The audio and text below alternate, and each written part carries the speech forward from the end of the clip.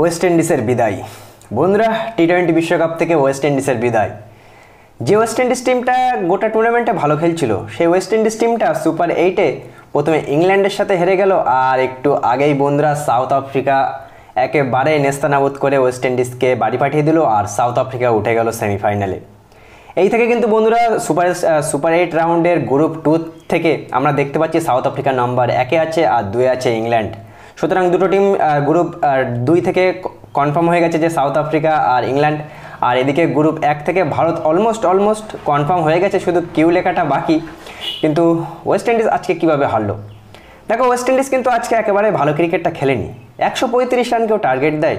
Shai Hope আজকে run করতে পারেনি। Nicholas Pooran, Rovman Powell, Andre Russell, Rutherford, একটাও ব্যাটসম্যান রান করতে পারেনি।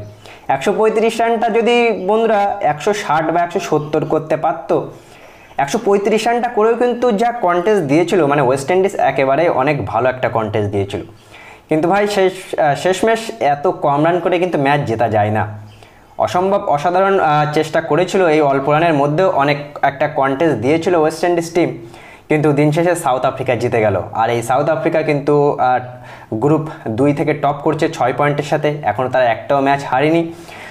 সুতরাং সাউথ আফ্রিকাও কিন্তু অনেক ভয়ানক একটা টিম লাগছে।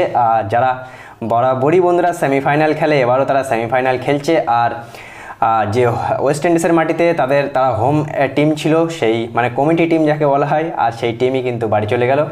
ওয়েস্ট ইন্ডিজের প্লেয়ারদের দেখে সত্যি খারাপ লাগছে, কিন্তু কিছু করার নেই। 135 রান করে কিন্তু ম্যাচ জেতা যায় না।